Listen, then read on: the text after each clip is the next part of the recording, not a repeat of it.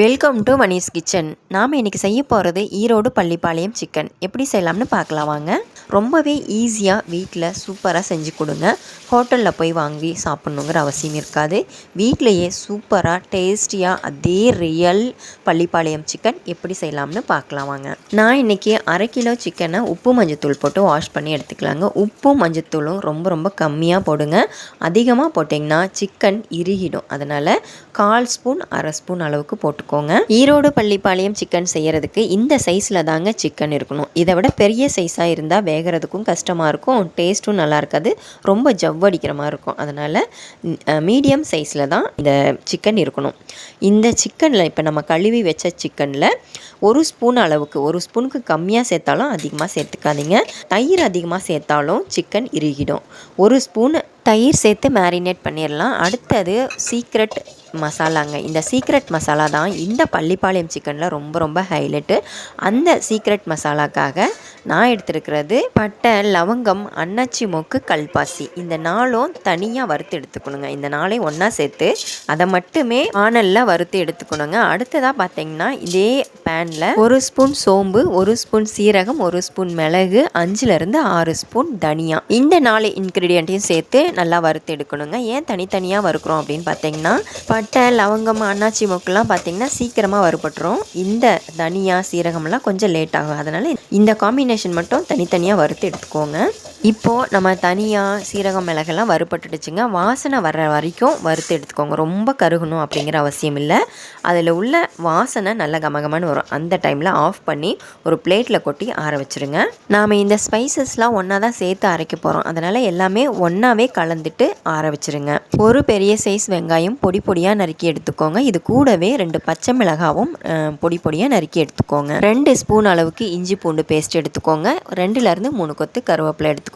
நான் சொல்கிற இதே மெத்தடில் செய்யுங்க. பள்ளிப்பாளையம் சிக்கன் எப்படி இருக்கும் அப்படிங்கிறத நீங்களே நம்ப மாட்டீங்க. அவ்வளோ டேஸ்ட்டாக, அவ்வளோ ஒரு மணமாக இருக்குங்க. இப்போது நம்ம வறுத்து வச்சுருந்தோம்ல அந்த ஸ்பைசஸ்லாம் சேர்த்து அரைச்சி எடுத்துக்கலாம். நல்லா பொடியாக அரைக்கணுங்க. நல்லா ஃபைன் பவுடராக அரைக்கணும். இதே மாதிரி நீங்கள் நிறைய, அதாவது கிலோ கணக்கில் அரைச்சி கூட நீங்கள் ஸ்டோர் பண்ணி வச்சுக்கலாம். அவ்வளோ சூப்பராக இருக்கும். எல்லா நான்வெஜ் குழம்புக்கும் போடலாங்க. அவ்வளோ டேஸ்ட்டாகவும் அவ்வளோ சூப்பராகவும் இருக்கும் இந்த சீக்ரெட் மசாலா. மிக்சியில் அரைக்கிறத விட நீங்கள் மெஷினில் கொடுத்து அரைச்சிங்கன்னா நல்லா பவுடராக கிடைக்கும். ஆனால் நீங்கள் இந்த மாதிரி அப்பப்போ ப்ரிப்பேர் பண்ணி போடும்போது உங்களுக்கு ஸ்பைசஸ் நல்ல ஃப்ளேவர் சூப்பராக இருக்கும். மசாலா அரைச்சி ரெடி பண்ணியாச்சு. ஸ்டவ் ஆன் பண்ணி வானல் அடுப்பில் வச்சு ஹீட் பண்ணிக்கோங்க. 2லேருந்து 3 ஸ்பூன் ஆயில் சேர்த்துக்கோங்க. ஒரு குழிக்கரண்டி அளவுக்கு சேர்த்துக்கோங்க. கொஞ்சம் ஆயில் தாராளமாக சேர்த்துக்கிட்டிங்கன்னா இந்த ரெசிபி சூப்பராக இருக்கும். 1 ஸ்பூன் கடுகு சேர்த்துட்டு நம்ம பொடியாக நறுக்கி வச்சுருந்த வெங்காயமும் சேர்த்து நல்லா வதக்கணுங்க. நல்லா கண்ணாடி பதம் வர வரைக்கும் வதக்கணும். 1/2 கிலோ சிக்கனுக்கு நான் சொல்கிற அளவுங்க. நீங்கள் 1 கிலோ எடுத்துக்கிறீங்கன்னா இதை அப்படி டபுளாக ஆட் பண்ணிக்கோங்க. இதுக்கு தக்காளி சேர்த்துக்கணுமா சிஸ்டர்னு கேட்டிங்கன்னா கண்டிப்பாக தேவையில்லைங்க. தக்காளி இல்லாமல் செஞ்சால் தான் இந்த பள்ளிப்பாளையம் சிக்கன் நல்லாயிருக்கும், டேஸ்ட்டாகவும் இருக்கும், ரியலாக அந்த டேஸ்ட் கொடுக்கும் உங்களுக்கு.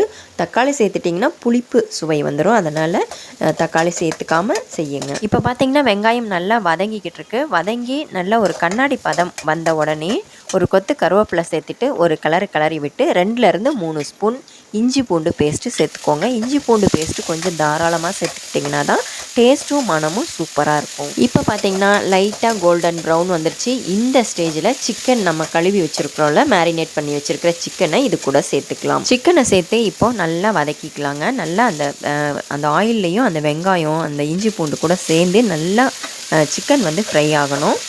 நான் சொல்கிற இதே மெத்தடில் செய்யுங்க, சூப்பராக இருக்குங்க. உண்மையாகவே நீங்கள் ஹோட்டலில் வந்து பார்த்தீங்கன்னா 300 400 போட்டிருப்பாங்க இந்த ஈரோடு பள்ளிப்பாளையம் சிக்கன்.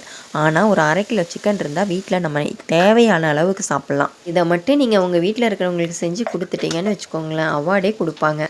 இப்போ நம்ம வதங்கிக்கிட்டு இருக்கிற சிக்கன் கூட 1 ஸ்பூன் மஞ்சள் தூள், 1 ஸ்பூன் கல்லுப்பு சேர்த்து அதையும் நல்லா வதக்கிக்கலாம். இது கூடவே காரத்துக்காக 1 ஸ்பூன் பியோர் சில்லி பவுடர் சேர்த்துக்கோங்க. நீங்கள் கடையில் வாங்கினதாக இருந்தால் கூட ஓகே தான். நான் வந்து வீட்டில் அரைச்ச பியோர் சில்லி பவுடர் சேர்த்துக்கிறேன். 1 ஸ்பூன்லேருந்து 2 ஸ்பூன் வரைக்கும் சேர்த்துக்கலாம். உங்களோட காரத்துக்கு தகுந்த அளவுக்கு சேர்த்துக்கோங்க. காரம் அதிகமாக வேணும்னா 2 ஸ்பூன் சேர்த்துக்கோங்க. இல்லை கம்மியாக வேணும் குழந்தைங்கள்லாம் சாப்பிட்றாங்கன்னா 1 ஸ்பூன் 1.5 ஸ்பூன் சேர்த்துக்கோங்க. இந்த ரெசிபியிலே ரொம்ப ரொம்ப முக்கியமான ஒரு விஷயம் என்னன்னு கேட்டிங்கன்னா இந்த ஸ்பைசஸ் தாங்க. நம்ம வறுத்து அரைச்சோம்ல அந்த ஸ்பைசஸ் தான் பள்ளிப்பாளையம் சிக்கனோட ஃபேவரெட் மசாலா. பாருங்கள் எல்லா மசாலாவும் சேர்ந்து எந்த அளவுக்கு வதங்கியிருக்குன்னு பார்க்கும்போதே நாக்கில் எச்சில் ஊறுதில்ல. நம்ம ஃபேவரெட் மசாலா ஒன்று சேர்க்கணும். இன்னும் இந்த சீக்ரெட் மசாலாவை யாருக்கும் சொல்லி கொடுத்துறாதீங்க. நீங்கள் இதை செஞ்சு வச்சுக்கிட்டு எல்லா சிக்கன் குழம்புக்கும் போடுங்க. கண்டிப்பாக டேஸ்ட்டும் மனமும் செம அடிச்சுக்குங்க. அவ்வளோ சூப்பராக இருக்கும். என்ன மசாலா போட்டீங்கன்னு எல்லோரும் கேட்பாங்க. அவ்வளோ டேஸ்ட்டாக இருக்கும். இந்த சீக்ரெட் மசாலாவை மட்டும் யாருக்கிட்டையும் சொல்லிடாதீங்க. இப்போ பாருங்கள் இந்த சிக்கன் கூட அந்த மசாலாலாம் சேர்ந்து என்ன ஒரு பதம் இருக்குது பாருங்கள். இப்போ இது ஃபைனல் ஸ்டேஜ் கிடையாதுங்க. சிக்கனுக்கு தேவையான அளவுக்கு சுடுதண்ணி சேர்த்துக்கோங்க. பச்சை தண்ணி சேர்த்துறாதீங்க. ஏன்னா சிக்கன் ஆல்மோஸ்ட் ஃப்ரை ஆகிடுச்சு. அதனால் சுடுதண்ணி சேர்த்துக்கோங்க. சிக்கன் ஃப்ரை ஆனதுக்கப்புறம் பச்சை தண்ணி ஊற்றுனீங்கன்னா சிக்கன் ஹார்ட் ஆகிறதுக்கு சான்சஸ் இருக்குது. அதனால் சுடுதண்ணி ஊற்றுங்க. தண்ணி ஊற்றிட்டு மூடி வச்சுருங்க. 5லேருந்து 8 நிமிஷம் வேகணுங்க. நடுவில் 2 டைம் 3 டைம் எடுத்து கிளறி விட்டு மூடுங்க. ஏன்னா நாம் கவனிக்காமல் விட்டுட்டோம்னா அடி பிடிச்சிரும் இல்லை தீஞ்சிரும். அதனால் நடுவில் கிளறி விட்டு மூடி வச்சுருங்க. ஈரோடு பள்ளிப்பாளையம் சிக்கன் அப்படின்னாவே நம்ம ஞாபகத்துக்கு வர்றது இந்த தேங்காய் பீஸ் தாங்க. இந்த மாதிரி தேங்காவை ஸ்லைஸ் பண்ணி எடுத்துக்கோங்க. இதுவுமே ஈரோடு பள்ளிப்பாளையம் சிக்கனுக்கு ரொம்ப ஹைலைட்டான விஷயம். ஸோ இது கூட 2 கொத்து கருவேப்பிலை, 5 வரமிளகாய், இஞ்சி பூண்டு பேஸ்ட்டு எடுத்துக்கோங்க. ஃபைனல் தாளிப்புக்காக இந்த இன்க்ரீடியண்ட்லாம் எடுத்து வச்சுக்கலாம். இப்போது நம்மளோட சூப்பரான பள்ளிப்பாளையம் சிக்கன் எப்படி இருக்குது ஓப்பன் பண்ணி பார்க்கலாமா? அடடடா பாருங்கள், பார்க்கும்போதே எப்படி இருக்குது பாருங்கள். அப்பா நாக்கில் எச்சில் ஊறுதில்லை.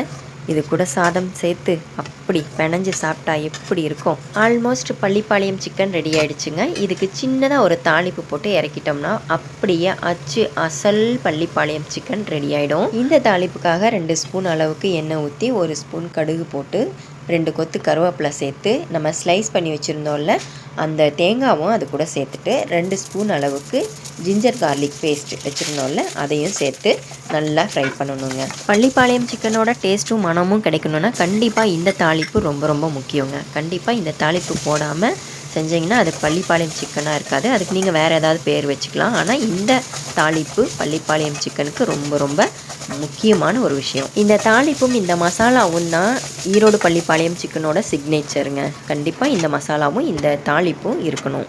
ஸோ இப்போ நீங்கள் இந்த சிக்கன் கூட நம்ம தாளித்த இந்த மசாலா சேர்த்துட்டிங்கன்னு வச்சுக்கோங்க. நம்ம தாளித்து எடுத்து வச்சுருந்தோம் இல்லை, இந்த தாளிப்பை இது கூட சேர்த்துட்டிங்கன்னா பாருங்கள் 100% ஈரோடு பள்ளிப்பாளையம் சிக்கன் ரெடிங்க. இதே மாதிரி நீங்களும் உங்கள் வீட்டில் செஞ்சு சாப்பிட்டு பார்த்துட்டு எப்படி இருக்குன்னு கமெண்ட்டில் சொல்லுங்கள். என்னோடய வீடியோ பிடிச்சிருந்துன்னா லைக் பண்ணி ஷேர் பண்ணுங்கள்.